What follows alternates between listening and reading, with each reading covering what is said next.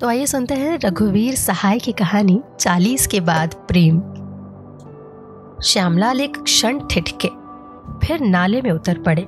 नाले में कीचड़ नहीं था, उसमें सूखी पत्तियां, गुम्मे, चीथड़े और एक खास तरह की धूल थी जो मोहल्ले के लोगों ने अपने अपने घरों से बुहार कर सरकारी नाले में धकेल दी थी। पांचे चढ़ाकर दामन समेटकर वो उठ कुरवा बैठ गए और पुलिया के नीचे झांकने के लिए अपना सिर नाले की उसी अज्ञात गंदगी के इतने करीब ले आए कि विनम्रता का एक बिल्कुल नया अनुभव उन्हें हुआ।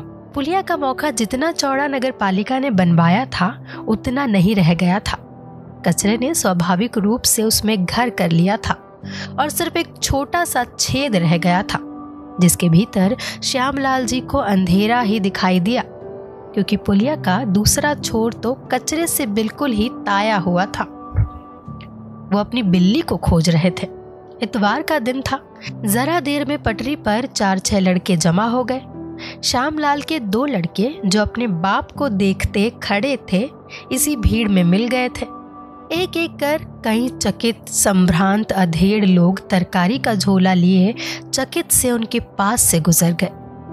एक नौजवान जिसका स्वास्थ्य आतंककारी और चेहरा विज्ञापनों जैसा था अधिकार पूर्वक पास आकर खड़ा हो गया। श्यामलाल को रंगे हाथों पकड़ने की नीयत जैसा कुछ दिखाकर उसने पूछा, क्या है? श्यामलाल जी ने कहा, बिल्ली है। आपकी बिल्ली है? नौजवान ने पूछा। उत्तर प्रदेश के निवासी श्यामलाल को पंजाबी लहजे में सवाल सुनकर लगा कि आपकी पर इतना जोर दिया गया कि जैसे बिल्ली का किसी न किसी का होना तय हो, और सवाल इतना ही रह गया हो कि वाकई आपकी है या किसी और की। सच पूछिए तो सवाल का इतना बारीक अर्थ ना था। पंजाब में पूछा ही ऐसे जाता है और उसमें भ्रम भी ऐसे ही होता है। जैसे पूछा जाए कि 7 बजे हैं तो सुनाई पड़ेगा कि क्या कहते हो, अभी 7 कहाँ से बज गए? श्यामलाल ने कहा, जी हाँ, मेरी बिल्ली है। श्यामलाल ने कोई जवाब ना दिया। वो पंजाब के धाकड़पन से ही नहीं, विज्ञापनी चेहरे वाली कुल नई पीढ़ी के ठसपने से भी एक साथ जूझने की हिम्मत ना कर सके। उन्होंने और भी झुककर मानो नाक रगड़ते हुए कोशिश की कि पुलिया के भीतर अंधेरे में बिल्ली की चमकती आंखें दिख जाए और आवाज दे, मुनमुन मुनमुन मुनमुन। नौजवान ने सोचा होगा मुझे यकीन दिलाने के लिए बिल्ली का नाम लेकर पुकार रहे हैं, परंतु ये सोचना भी एक निर्दय व्यंग होता। मुनमुन श्यामलाल से ऐसे डरती थी जैसे कुत्ते से भी ना डरती होगी। वो उन्हें देखते ही भागती, मगर इस वक्त श्यामलाल ने ना जाने क्यों मान लिया था कि रिश्ता टूट गया है। वो एक संकट में थे और उन्हें विश्वास था कि बिल्ली भी एक संकट में है। नौजवान ने एक दोस्त और बुला लिया था। अब कि उसने पूछा, ये बाहर क्यों नहीं निकल रही? श्यामलाल को अचानक 2 चमकती हरी बिंदियां दिखाई देने लगी। मुनमुन की आंखों के अलावा वे और क्या हो सकती थी? मुनमुन ऐसे देखती थी जैसे कोई बहुत गंभीर व्यक्ति हो, जबकि थी वो अपनी उम्र के हिसाब से भी अधिक गावदू। वही उजबक आंखें थी। जरा देर में उसका सफेद थुथुन भी नजर आने लगा, पर उसके चेहरे पर इस वक्त वो भय ना था जिसे देखने के श्यामलाल आदी थे। उस पर भरोसा था कि मैं जब तक यहाँ से ना निकलूं सुरक्षित हूँ। जानवर इससे आगे सोच नहीं पा रहा था कि जब कभी निकलेगी तो क्या होगा। एकाएक श्यामलाल को इतना गुस्सा आया कि उन्होंने जवाब दिया, जब बाहर निकलेगी तो पूछकर आपको बताऊंगा। ये कहते ही उन्हें चेत हुआ कि उन्होंने अपने आप को उस लड़के के बराबर गिरा लिया है। इस बेवकूफ अमीर का तिरस्कार करने के लिए मुझे ये भी मंजूर है, उन्होंने सोचा। लड़के का दोस्त मामूली हैसियत का आदमी था। खुशामदाना तौर पर अपने दोस्त की आड़ करते हुए उसने पूछा, बताती है? श्यामलाल इतने उम्दा आदमी थे कि उन्हें तुर्की बतुर्की नागवार ना गुजरी, मगर वो इतने उथले ना थे कि हर ऐसे मजाक को पसंद करे जिसमें कोई हमदर्दी ना हो। ज्यादातर मजाक आजकल इसी किस्म के होते हैं, उन्होंने अपने मन में कहा, और ये भी मेरे जैसे आदमियों के लिए आसान नहीं रह गया कि मैं हंस सकूं। ये ख्याल आते ही वो चौकन्ने हो गए। वो अपने पर तरस खा रहे थे, जो कि उन्होंने जवानी से लेकर अब तक सचेत रहकर अपने को ही नहीं करने दिया था। कुछ दिनों से वो देखते आ रहे थे कि वो बदल रहे हैं। 40 पार करते करते आदमी का गैर मामूलीपन खत्म होने लगता है, ये उन्होंने सुन रखा था। वो अपने अंदर ऐसा ना होने देंगे, ये उनका दृढ़ निश्चय था। मगर कुछ ऐसा तो हो ही रहा था जैसे उन्हें जानवर से प्यार हो चला था, जो इस उम्र में बहुतों को अक्सर होता है। वो जानते थे कि ये उनके और उनकी पत्नी के जिंदगी से थक चले होने का एक नतीजा है, मगर वो ये सोचकर खुश थे कि उनके बच्चे, जो कि वास्तव में जानवर को पालने के लिए घर लाए थे, और औरों से अच्छे इंसान बनेंगे। सिर्फ उस वक्त जब उन्हें खबरों से राजनीति की निर्दयता का क्षणिक अनुभव होता, वो ये सोचकर सहम जाते कि उनके बच्चे अपने प्यार भरे दिल से, जो उन्हें जानवर की बदौलत मिलेगा, कैसे आने वाले हकीमों का सामना करेंगे। स्वार्थ के कारण जवानी के प्रेम व्यापारों में उन्होंने गच्चा खाया था। वही स्वार्थ भाव वो अब अपने जानवर पर थोप रहे हो तो क्या अजब है, पर उनके मन को तो इसका पता भी नहीं था, और जानवर को पता चला भी हो तो क्या ही कर सकता था। हाँ, बिल्ली की बात थोड़ी सी और थी। वो आदमी को उतने ही पास आने देती थी जितनी उसे ज़रूरत हो, और कुत्ते की तरह आदमी की खुदगर्जी का शिकार बनने के लिए अपने को समर्पित नहीं करती। मुनमुन की माँ ने जब 6 महीने हुए 3 बच्चे दिए थे, तो घर के मानवों को एक नई परिस्थिति का अनुभव हुआ था। टीना अपने बच्चों की सुरक्षा का अपना जंगली तरीका अपनाना चाहती थी, जिसे 7 घर दिखाने का नाम मनुष्यों ने दिया है। मगर वो भी इतनी आश्रित हो चुकी थी कि उसके लिए 7 घर का मतलब हो गया था श्यामलाल के ही घर में 7 जगह। और इसका मतलब था कि बच्चों को बिलौटे से बचाने में हर आदमी को बिल्ली की मदद करनी थी। श्यामलाल के बच्चे और उनकी माँ बिल्ली के बच्चों को अलमारी में बंद कमरे में गोद में बिस्तर में रहकर अपनी समझ से बिल्ली के पक्ष में अपना काम करते रहे। मगर बिल्ली के तरीकों और उनके तरीकों में लगातार एक मतभेद चलता रहा, जिसे वे सुरक्षित समझते। टीना उसे सूंघ कर नामंजूर कर देती, और जिस जगह को वे बिलौटे के लिए सबसे अधिक सुगम समझते, टीना उसे पसंद करके खंखोड़ कर उसकी शक्ल इस तरह बदलने की जिद पकड़ लेती कि जिससे वो उसे काफी प्राकृतिक मालूम हो सके। ये किस्सा चलता रहा। गर्मियों की रात में जब सारा घर बाहर सो रहा था, बिलौटे ने राशनदान से घुसकर एक बच्चे को खत्म कर दिया। टीना की हिंसक फुफकार से जगकर जब सारा घर भीतर आया तो लाश जमीन पर पड़ी थी, और कमरा टीना और बिलौटे के पेशाब की बदबू से भरा हुआ था, जो क्रोध के क्षणों में हो गया था। कुछ दिन बाद एक बच्चे को बिलौटे ने गुसलखाने की ठंड में आराम करती माँ को लड़ने का मौका दिए बिना बिल्कुल उसके सामने खत्म किया। इस बार बच्चे को वे लोग उठाकर लाए तो उसमें जान थी। श्यामलाल की बड़ी लड़की उसे अस्पताल ले गई। शरीर पर कहीं खून न था, मगर उसकी नट्टी बिलौटे ने भीतर ही भीतर कुरमुरा दी थी। अस्पताल में उसने सब दूध उगल दिया जो घर पर बच्चों ने उसे बचाने की कोशिश में पिलाया था, और मर गया।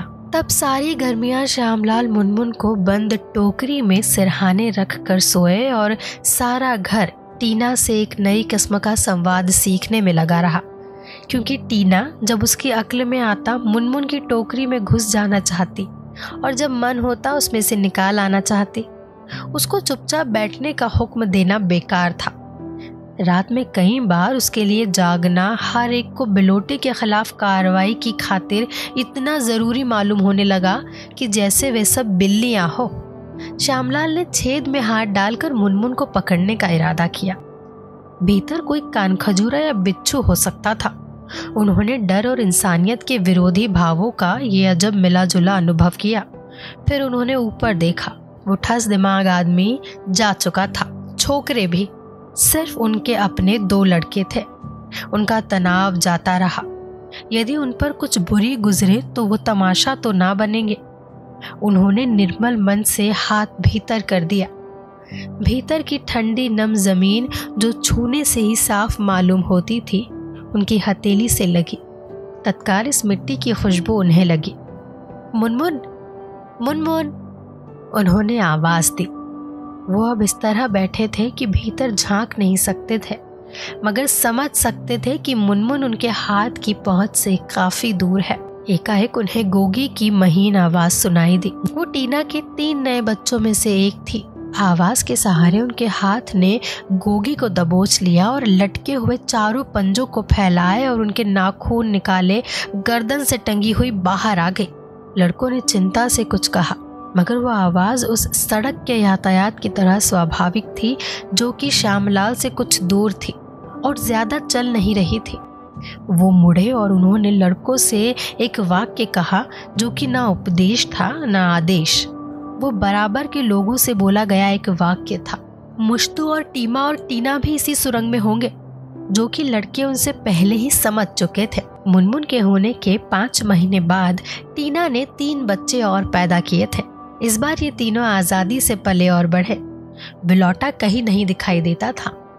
एक मत ये था कि वो पालतू था और अपने मालिक के मद्रास तबादले के साथ ही वो चला गया है। टीना बच्चों को बहुत थोड़ी देर के लिए अकेला छोड़ती, जबकि उन्हें इतनी पहरेदारी की जरूरत ना रह गई थी।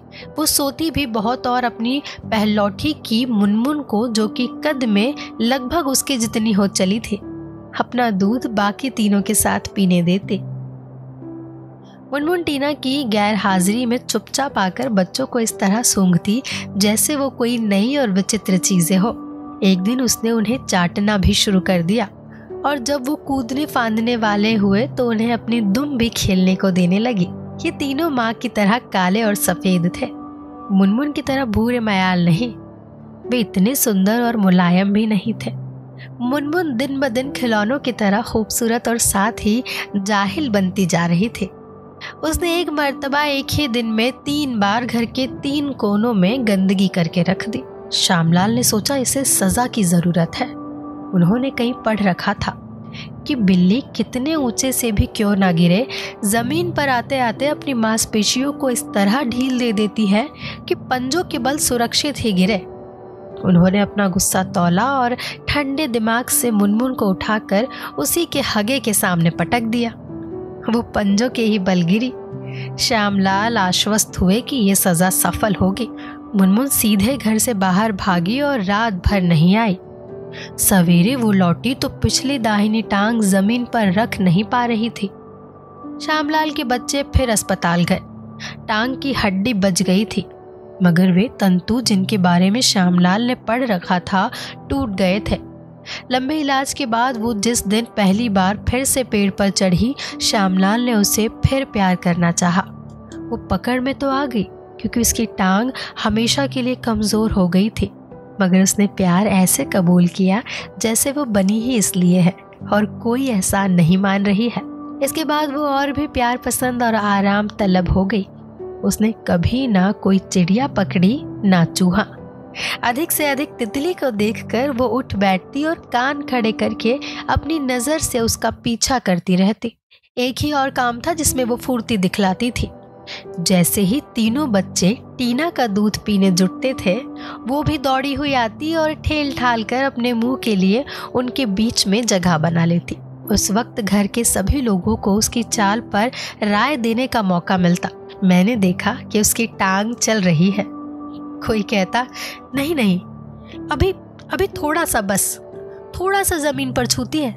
ना जाने किस तरह वो अपनी शक्ल बदलने लगी और विषय ये हो गया कि आखिर कब तक टीना और उसके बच्चे घर में पलते रहेंगे। कोई साफ साफ ये नहीं कहता था कि इन्हें हम नहीं रखना चाहते।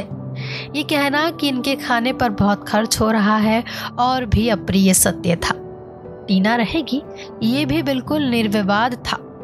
प्रश्न इतना ही था कि इन बच्चों को कोई पालने के लिए मांग क्यों नहीं ले जा रहा है। अजब इंसानी तर्क से श्यामलाल सोच रहे थे कि अगर ये इतने बड़े ना होने पाए कि टीना के लिए इनसे बिछड़ना बहुत दुखद हो जाए तो इन्हें किसी को दे दिया जा सकता है। इतने बड़े वो किस वक्त तक होंगे, ये जानने का कोई वैज्ञानिक आधार उनके पास ना था। बस उन्होंने मान लिया था कि ऐसा कोई वक्त होता होगा। जहाँ तक टीना का सवाल था, वो इतना ही जानती थी कि तीनों बच्चे इस बार बिलौटे से बच गए हैं और जिस घर में वो रहती है उसमें ये भी रह रहे हैं। एक दिन श्यामलाल ने अपने बच्चों को समझाया कि जानवर बहुत समय तक अपने बच्चों को आदमियों की तरह मां पर निर्भर नहीं रखते, वे उन्हें आत्मनिर्भर बनने पर छोड़ दिया करते हैं। बच्चों ने पूछा, मगर मुनमुन क्यों अब तक मां का दूध पीती है? और ये प्रसंग वहीं समाप्त हो गया। पिछले 3 दिन से श्यामलाल के दिमाग में कई तर्क उपज रहे थे, जैसे कि ये प्रकृति जानवरों की संख्या का नियंत्रण करती है, वो नवजात शिशुओं की मृत्यु का प्रबंध कर देती है, नहीं तो दुनिया सांपों और घड़ियालों से भर जाए। जानवरों को पाल कर उसे पराधीन बना देना कितना निर्दय है। उसे अपनी आज़ादी का कुछ हिस्सा अपने पास रखने देना चाहिए।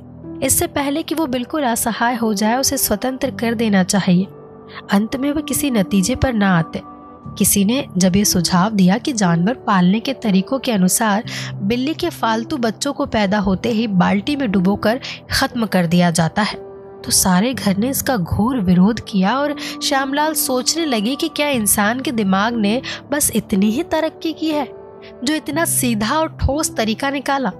उन्हें एकाएक सूझा कि तीनों बच्चों को सिखाना चाहिए कि आदमी से वे सिर्फ एक हद तक रिश्ता रखें, जैसे वे रहे बाहर और घर में जितनी बार चाहे आ जाया करें। क्षण भर के लिए इस ख्याल में छिपी हुई चालाकी भी उन्हें दिखाई दे गई। ये प्रमाण था कि वो 40 पार करने पर भी अपने को ईमानदारी से समझना भूले नहीं है। मगर मूलतः एक सही विचार है, उन्होंने सोचा और सीधे इस नतीजे पर आ गए कि अगर इससे मेरा जाति फायदा हो भी जाए तो भी मूलतः ये जानवर के हित में ही होगा। वो दरअसल 40 के हो चुके थे। उस रात को वो मुनमुन को गोद में लेकर घर से 100 गज दूर गए। इससे ज्यादा उनकी हिम्मत ना पड़ी। लंगड़ी बिल्ली को उन्होंने वहीं छोड़ दिया और दुम दबाकर सर से सबसे नजदीक की झाड़ी में गायब हो गए। आधी रात को वो कांपती हुई घर की खिड़की से घर में दाखिल हुई। उसकी आलसी आदतों को जो जानते थे, उन्हें खिड़की के जंगले से गुजरने की उसकी कोशिश देखकर इस मुसीबत में भी हंसी आती। वो घर तो आ गई थी, मगर हक्की बक्की रह गई थी। जैसे ये भाव उसके चेहरे पर छप गया और फिर जब कभी वो सामने आ पड़ती, उसका हक्का बक्कापन ही दिखाई देता।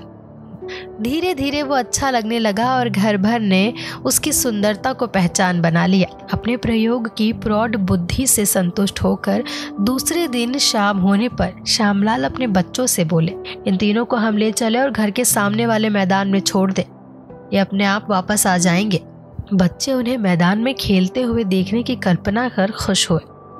उन्हें घर में ही देखते देखते वे ऊबे जा रहे थे। वे बिलौटे को भूल चुके थे। मगर चिट्टी के घर के सामने मत छोड़िएगा, उससे हमारा बोलचाल बंद है, उन्होंने कहा। श्यामलाल ने और रात होने का इंतजार किया।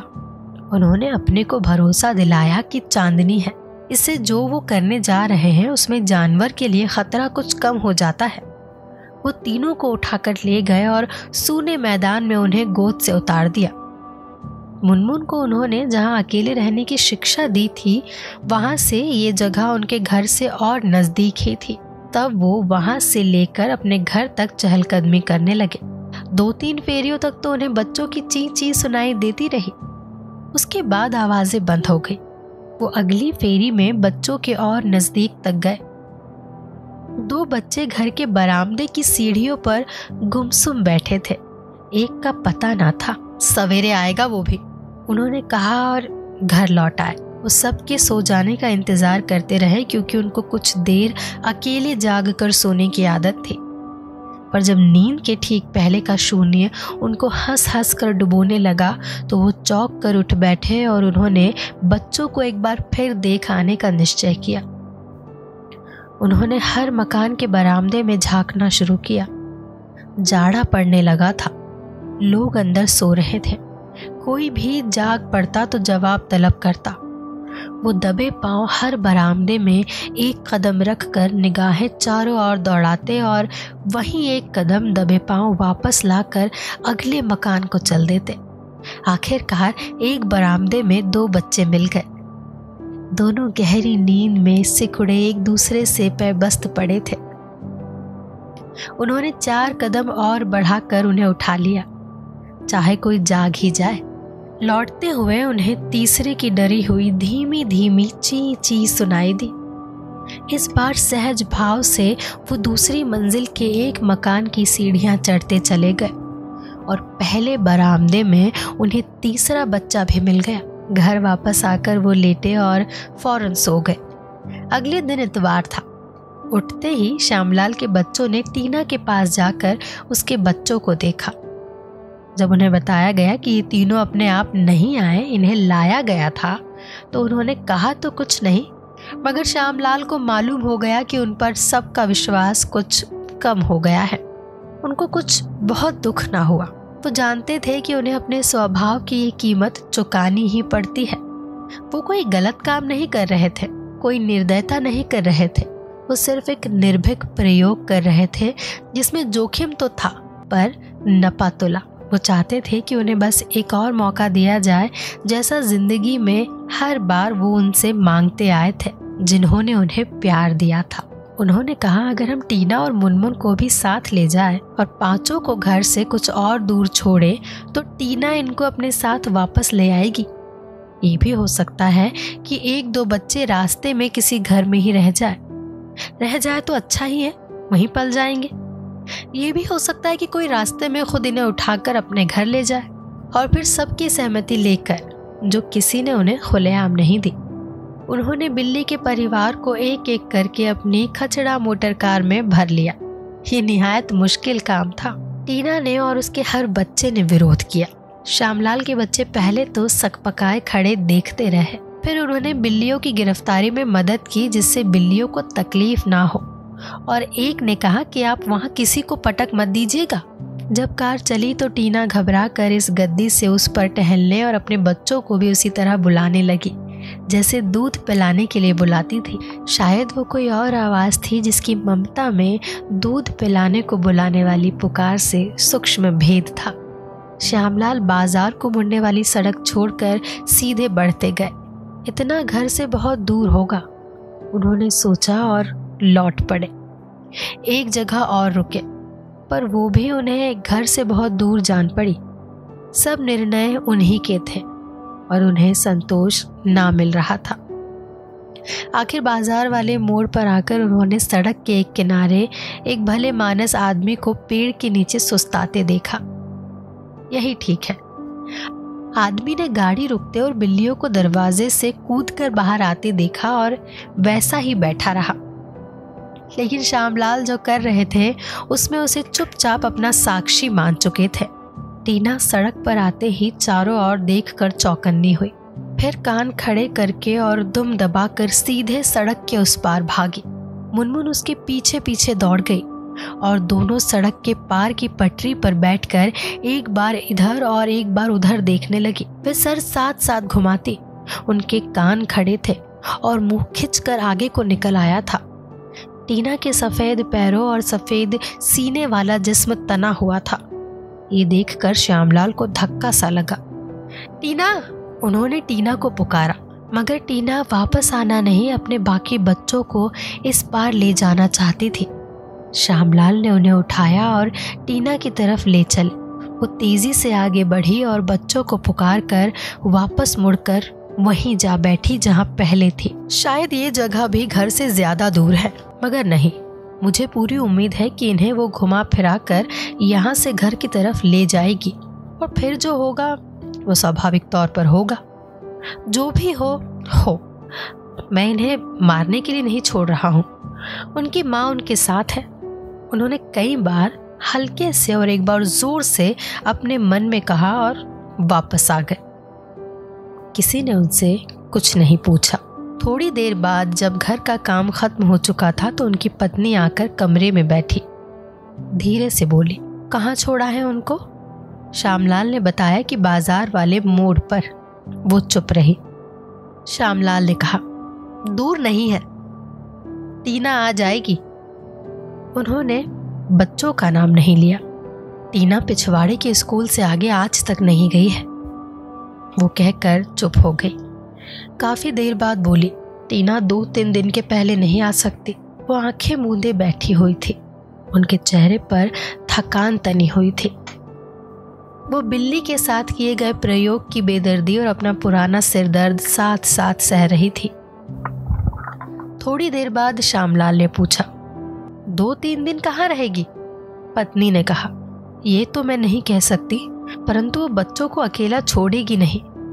जहां वे रहेंगे वहीं वो रहेगी। श्यामलाल बोले, तो क्या ये भी हो सकता है कि वो लौटकर ना आए? पत्नी ने कहा, ये तो मैं नहीं कह सकती, मगर वो आएगी तो 2-3 दिन बाद ही आएगी। हफ्ते भर बाद भी आ सकती है। श्यामलाल ने कहा, नहीं, इतने दिन तो बहुत होते हैं। अपने हाथ से अपना सिर दबाते हुए पत्नी ने कहा, तुम बाजार से खाना ले आओ, मैंने पकाया नहीं है। श्यामलाल के साथ बाजार जाने के लिए उनके 2 बच्चे फौरन तैयार हो गए। वे घर से निकले तो श्यामलाल ने कहा, हम गली गली जाएंगे। एक बच्चे ने कहा, सड़क सड़क चलिए, क्योंकि वो सीधे रास्ते हैं, घर आ ही रही होगी। श्यामलाल ने कहा, नहीं, हो सकता है वे लोग किसी घर में दुबक गए हो। हम गलियों से होकर जाएंगे और सड़क से होकर आएंगे। गलियों में उन्हें कई बिल्लियां मिली, छोटी बड़ी चोरों की तरह दुम दबा कर सरकती हुई और बेखबर घूरे को देखकर कुदेरती हुई। वे सब दूसरी बिल्लियां थी। वे पास आते ही कितनी अजनबी लगती थी और कितनी पराई भी। गोगी को पकड़कर खींच निकालने के बाद श्यामलाल को विश्वास हो गया था कि टीना और उसके सब बच्चे इसी सुरंग में हैं। वो इतनी सकरी और नीची थी कि ये विश्वास सिर्फ वही कर सकता था जो बिल्लियों की सिकुड़ सकने की क्षमता जानता हो।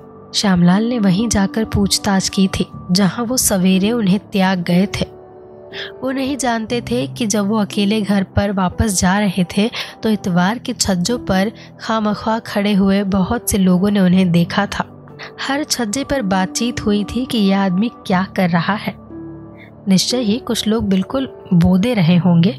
उनमें से कुछ ने श्यामलाल का बहुत राजदा बनते हुए कहा कि उन्होंने समझा था कि श्यामलाल अपनी बिल्लियों को छोड़ने नहीं, अपनी बिल्लियों को पकड़ने आए हैं। क्या अभी तक मिली नहीं? उन्होंने पूछा। एक पर्दादारी लोग बिना मांगे कर रहे थे, जिससे वो श्यामलाल को भय की तरह रहस्यमय लगी। उन लोगों के सामने जो उन्हें इतना गलत समझ रहे थे, सच बोलना कितना निराशाजनक होता। हाँ, मगर आपने उन्हें जाते किधर देखा था? उन्होंने जैसे डकैतों के सामने मीठी बोली से काम निकालना चाहा। एक बड़ी सीख सी औरत बोली। एक औरत बोली, इधर तो वे आ ही नहीं सकती। हाँ, मेरा कुत्ता बिल्लियों को फाड़ के रख देता है। डरिए नहीं, मैंने इसीलिए उसे बांध दिया है। वे वहीं नाले में कहीं होंगी। सुरंग का दरवाजा उन्होंने एक गुस्से से ढांक दिया। गोगी को गोद में लेकर वो घर की तरफ दौड़े।